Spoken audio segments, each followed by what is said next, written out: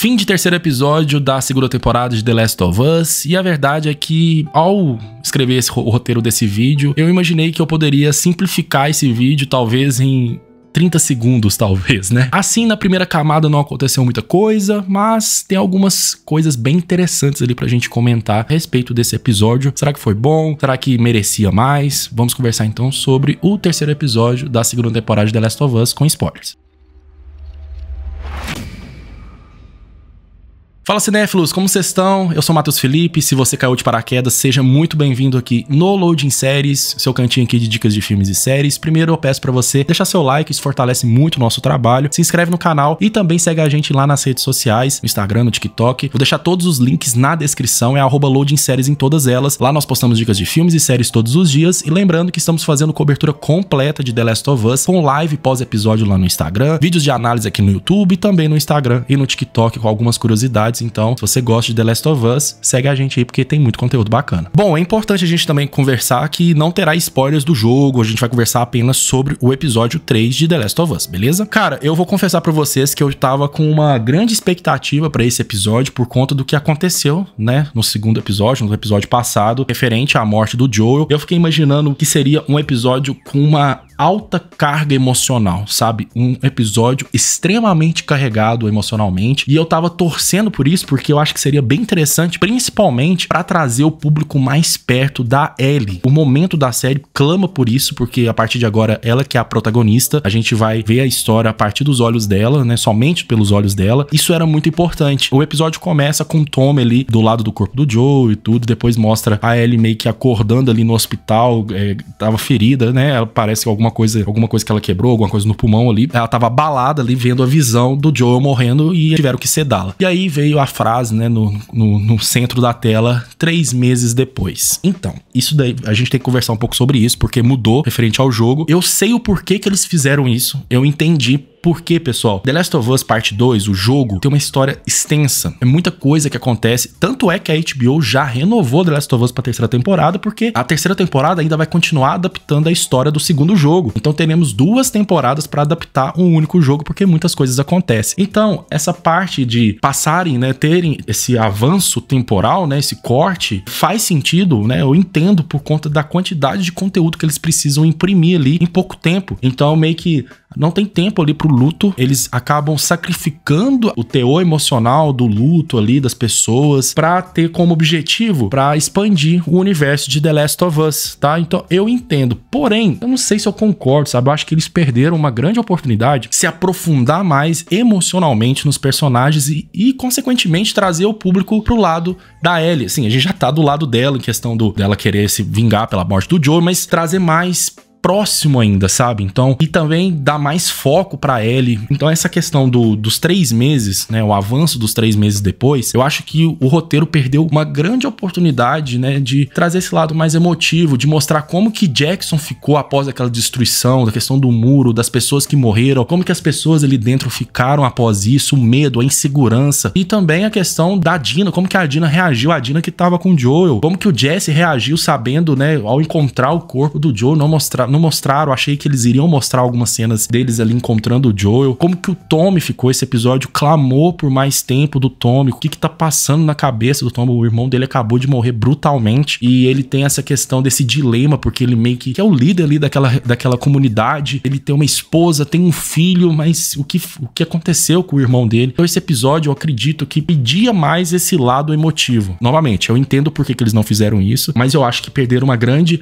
oportunidade de aprofundar esse lado emotivo, principalmente também da Ellie, como que ela ficou. Foi um pouco amenizado depois que a Ellie saiu ali da sala do consultório, né? Depois ela conversar com a terapeuta, porque começa ali, eu confesso pra vocês, aquela brincadeirinha dela ali pra responder mais devagar e tudo, ela brincando, zoando, sabe? Eu já tava meio frustrado com essa questão dos 3 meses, e aí eu falei assim, não é possível que ela vai brincar agora, mas aí depois que ela sai do consultório, ela tá com um semblante lá daquele jeito que ela tá nos outros episódios, porém o semblante dela muda completamente, assim, a câmera foca no rosto da Bella Ramsey e o semblante dela muda totalmente, aquela raiva carregada que ela quer vingança. Então foi amenizado esse ponto por conta da ótima atuação da Bella Ramsey nessa parte do episódio. Depois disso rolou a questão ali, né, do conselho para saber se iriam mandar 16 pessoas, né, um grupo de 16 pessoas em busca do grupo da Abby, em busca de vingança, e a resposta já estava bem clara do que ia acontecer. A maioria das pessoas não era a favor e, pensando logicamente, não faz muito sentido mesmo. Então meio que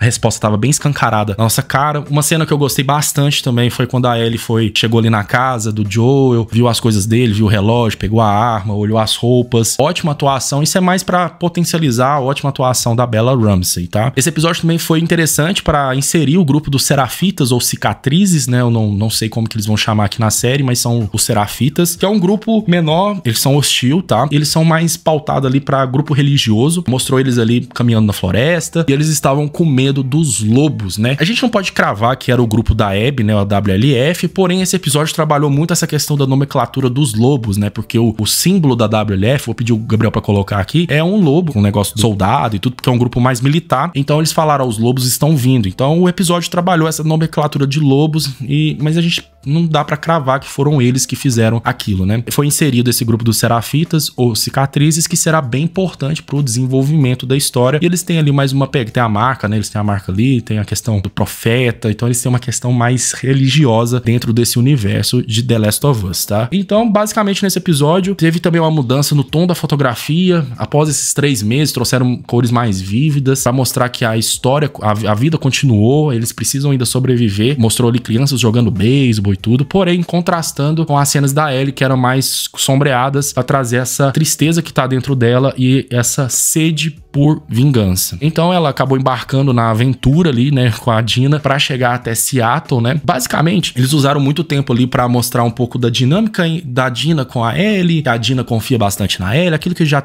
foi muito bem construído no primeiro episódio. Isso se deve muito também à ótima atuação da atriz da Dina. Essa química entre as duas funciona no meu ponto de vista, mas eles usaram um tempo ali pra mostrar essa dinâmica delas, mostrou elas encontrando uma parte do grupo dos Serafitas ali mortos no chão e com vários ferimentos de bala, munições diferentes, então era um grupo bem equipado. E como a gente sabia que tem alguma coisa a ver com lobos, a gente talvez pode teorizar que pode ter sido ali aquele grupo da WLF, mas não podemos cravar. E depois elas chegaram em Seattle e o episódio eles trabalharam com uma informação para ser o grande plot twist que a WLF, a Dina e a Ellie estavam achando que a WLF era um grupo mais simples, né? Um grupo pequeno, porque a Dina comentou com a Ellie que ela conversou com Eugene, que foi um vagalume e tudo, que era marido da moça lá da psicóloga. Ele acabou falando pra ela que tinha alguns grupos que eram contra a Fedra e essa WLF poderia ser um dos grupos. Então ela meio que tirou como conclusão que a WLF não era um grupo pra se preocupar. Então o plano delas era chegar ali, achar a Abby, matar as pessoas e voltar. Só que aí, né, mostrou depois pra nós que a WLF é um grupo muito bem equipado, né? É um grupo